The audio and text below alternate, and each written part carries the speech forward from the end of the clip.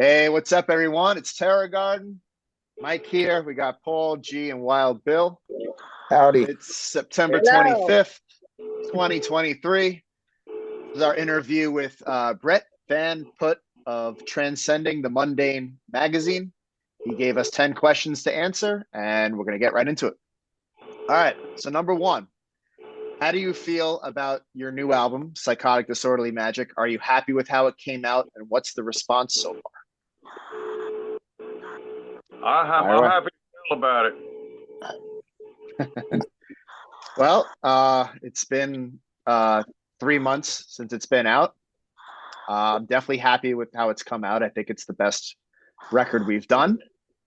And we've gotten very good responses as far as I can tell. We've even got a couple other reviews out there circulating. And yeah, I'm pretty happy with the what we created. How about you guys? No doubt. Yes, apparently Louis wanted to answer that question. I throw it on I have it in my shuffle, like with a couple of CDs playing all the time, and then when that comes in, it just blends right in with all the other awesome stuff I listen to all the time. So I listen to it regularly, like it's an album I like, not just because I'm on it, like because I really enjoy it. Mm-hmm. Yeah, same. Okay. All right. Number two. Was there anything different or any changes when it came to writing and recording this record compared to previously? Well, yes, it was very jazzy. Yep. Well, different people, obviously. Different influences. Yep. It was a beautiful an experiment that turned out very good. We had a different approach because we had a different member, and it kind of changed some of the sounds of some of the songs, but very happy with it. Yeah, for those who might not know, we had Tony and Johnny on our first 3 albums. They departed after the last album, so Wild Bill replaced Tony on bass, and Brian White replaced Johnny, who Brian unfortunately had to step down from the band about 2 weeks ago, but he was a big contribution to the album, and we wish him all the best of luck. And yeah, it was definitely a different record. Everybody put in different ideas and songs, and it took a little while, but we definitely didn't rush this. It really made sure everything was perfect. It's the only album I'm on with you guys. Like, out of the 4 people in the lineup now, I'm the newest person now. I've been in the band 3 years, and it's my only album I'm on. But as far as hearing the other albums and hearing this one, I think it's a giant leap up. Just because I'm on it, just because it's like I think it's just different written songs. Yeah, I agree. Different people's energy on it is going to change the overall product. Well, the difference with this CD was every single member actually wrote songs for it, where we didn't have that in the past. And also different players, different sound. There you go, man. Of course. Different players, different sound, different energy. People have written stuff in Terror Garden in the past and present, and it's just always going to be different when you have a new person in the band. But it was a good difference. Yeah, we had 2 new people in, and definitely was a different sound, and we had a different way of writing this one too, where everybody participated in the writing. Not to knock anybody in the past, but this one, everyone actually participated. I mean, Gina actually came up with the title, which should have seen it coming. That is true. I forgot about that.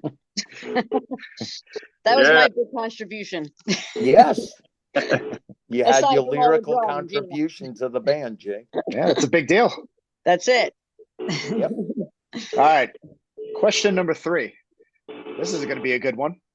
What is your opinion on the heavy metal, hard rock music scene on Long Island and New York City? You do seem to play a lot of shows.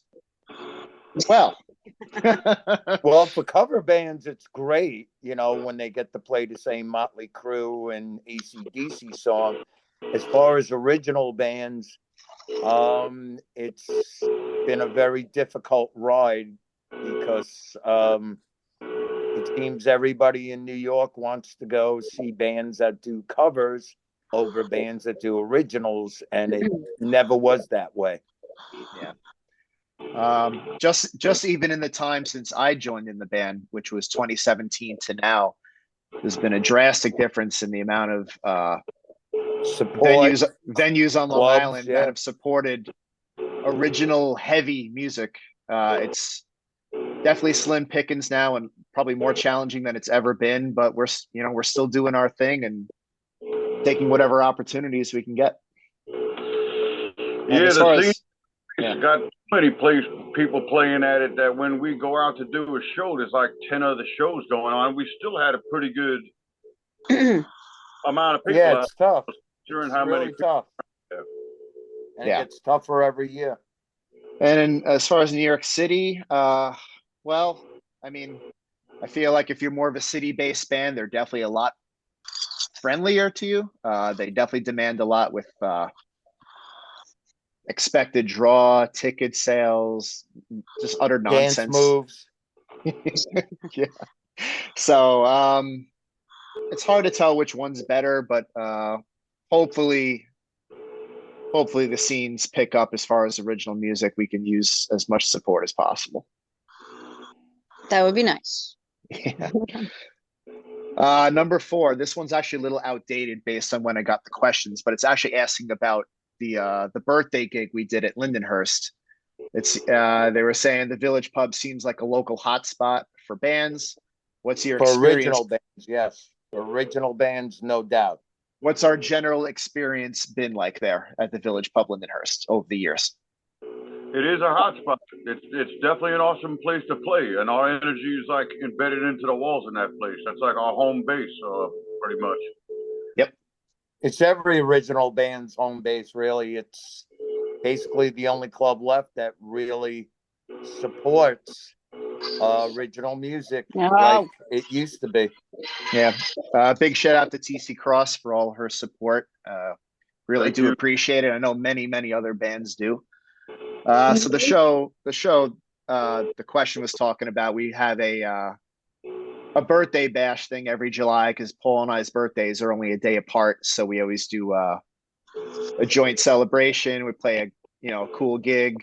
That was a pretty fun gig. I always have a blast at those. I know, Bill, your bass was kind of going out of whack for that particular show. The last two have been a lot better. And we okay. randomly pulled Grinder as a surprise encore, just cold, just for the hell of it. So that was fun. But yeah, Village Pub is thank God for places like that. If they fell off the map, it would be really tough right now. Even tougher than it is. Yeah. I'm really glad she survived COVID. Like she really worked her ass off to make sure that she was still there for the band. She gets it. So yeah, I had to have a hot dog in front of me one night just because the COVID law was you had to have right. food. yeah. Yeah. Gotta 3 eat. beer, every beer you have, or 5 fries for every beer. I don't know. I remember on the fries. Yeah. It was hot dogs were definitely part of the equation at one point. I know that for sure. All right, number 5. Your band has infectious energy, relatable lyrics, and a sound that defies category and time period. What is your analysis of what Terror Garden sounds like? Your analysis? I guess whatever, our opinions. No, nobody got that. It was a joke. Oh. Well, the band has evolved with every CD. I've always looked at us like, because people get crazy now with labels and subgenres and all that shit. But at our core, I would say we're a hard rock band that toes the line to heavy metal at times. Yeah. Yeah. That's my take on it. Yep. It's a little of everything. It's definitely some metal, definitely some hard rock, and out of the riffs that I showed everybody, I was surprised which ones made it in. Some of the stuff's even like funk and, like Paul said, jazz, because of the other members that we had in it and stuff like that. So it's a little, that last album crosses a lot of lines of what kind of really genre it is. It's a lot of different styles, but it's more or less hard rock metal. Yeah, we've always been a very diverse band, no matter what album you look at. I think we take a lot of pride in that. I mean, even if you hate us, one thing you can't say is that like all the songs sound the same. So yep. They don't, but they all go together, so that's what's good. Agreed. It's fun. We got different backgrounds, including Brian that was in it, and he's another background. So that's 5 different types of backgrounds getting put into a big pot of stew. Yep. For sure. It's a good analogy. All right, 6. This one's actually more for Paul. For the lyrical content of The Party's Over and Should Have Seen It Coming, are these a reflection on what's happened in the last 3 years around the world or around, society? Well, definitely The Party's Over.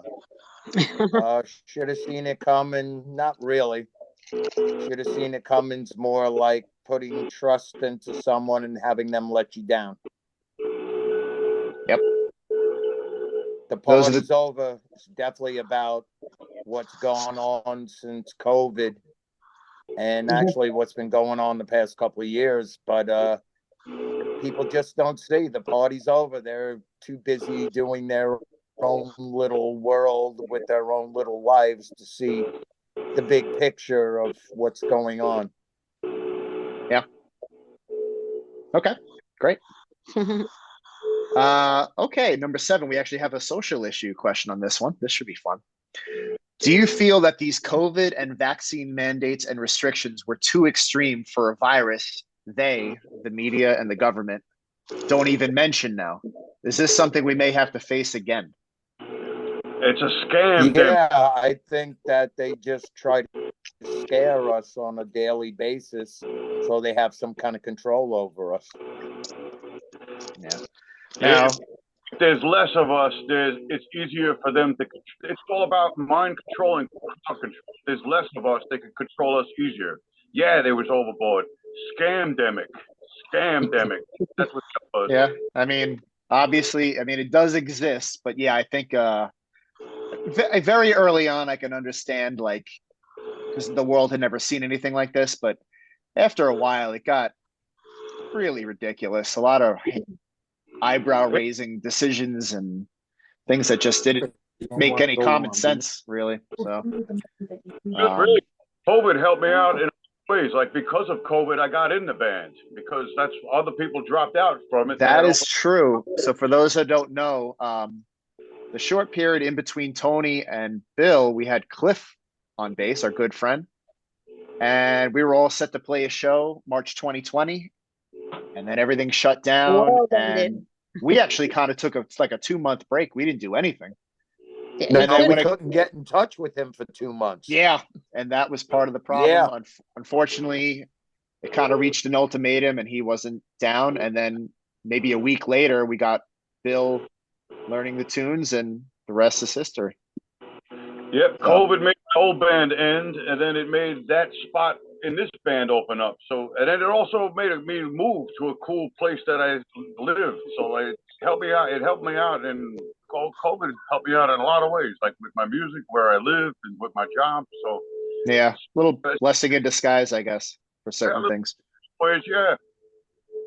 Well, Bill was playing with me in Suburban Decay, and I brought him into Terror Garden because I thought it'd be a great fit, and it was. Yeah, absolutely. And he's got sexy kneecaps.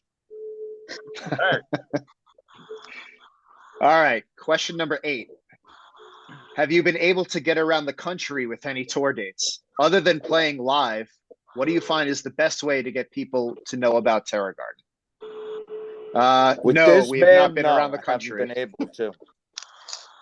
We have made our way to Connecticut. We've had offers for upstate New York. We are trying our best to branch out. We have played Manhattan, Queens. Jersey. We'll get into Jersey. Did we? Might have been before I was in the band, but just tri-state area on a loose level we've been to. But if the right opportunity comes along, hell yeah, that'd be great. Oh, if we could actually find a decent promoter that could do something for us, that would be fantastic. Yeah. I've sure. already been there, done that with all these little tours, going to all these different states for like 2-3 weeks, living out of a van, going behind supermarkets to get bread so we have something to eat. Because the only money you make is from selling merch and from playing shows. And if you're an unknown band these days playing in a different state, you're really not going to draw so great unless you hook up with somebody who does have a good draw there. Otherwise, you're really not getting paid well, and you're depending on your merch. So you could have gas in the tank and food in your stomach. So it's a tough thing these days doing these little tours. Sure. Yeah, without losing money, right? Mhm. We're not. Yeah, I hear that. So basically, if the opportunity is there, the right opportunity, The right First, opportunity, we'll yeah, welcome no it. doubt. but we got to be smart, and I think that goes for all bands. Mhm. And then the other part of that, I other part of that had an question- offer to go on tour with Tracy Guns like 7 years ago, and I looked at the schedule, the amount of money and everything else. It would have been a nightmare. And sure enough, he wound up getting 7 singers for that tour. So it's tough, man. yeah. And then the other part of that question: what's the best way to find out about Terror Garden? Just go on our social media. We got Yeah. Facebook, Yeah. Instagram, YouTube, Twitter, blah blah blah. LinkedIn. Linktree. Well, Linktree is like, that's the main hub that has everything. So it's LINKTR.EE/TerrorGardenBand. Find everything there. So Everything. You hit that, it goes to all everything, our Facebook, our YouTube, Instagram, everything. That thing's like Penn Station. mhm. It goes everywhere. Yeah, it's like they took every internet outlet and they crammed it into one thing that you could click and access anything. Yep. It's very, very cool. All right, number 9. What are some interests and passions you have besides music? Hunting. Nothing. Hunting. I definitely know that. You're a big hunter. Beer drinking. Yeah. I actually just got back from the dispensary. So yeah, That's always a fun hobby. Oh yeah, it's a good one. Yeah. Yeah, I'm into sports, big beach person in the summer, TV, movies, traveling when I can, stuff like that. But music's definitely my main hobby without question. Yeah. Coffee. Banjo too that I don't do in Terror Garden. It's just something I enjoy. Yep. I'm a Facebook psychiatrist. He has a degree, my friends. By now, I believe he does. And my artwork, my face in the whole artwork. Yeah. Oh, yeah. Shout out to Chris Borgia for that. My face in the whole artwork. He's the main culprit of that. So. What about the meat? He's the main victim, along with Mr. Edward Shin. He has the best memes on the internet, period. Yes. Yeah. A hobby. I don't remember which one it was the other day, Paul. I had to text you about it, and I didn't, and I wish I could remember which one it was, because it was great. Some are like here, and some are here. It just My favorite at home was when somebody put a post that they raked a bunch of leaves up, and he took a toilet seat and he put it around their head.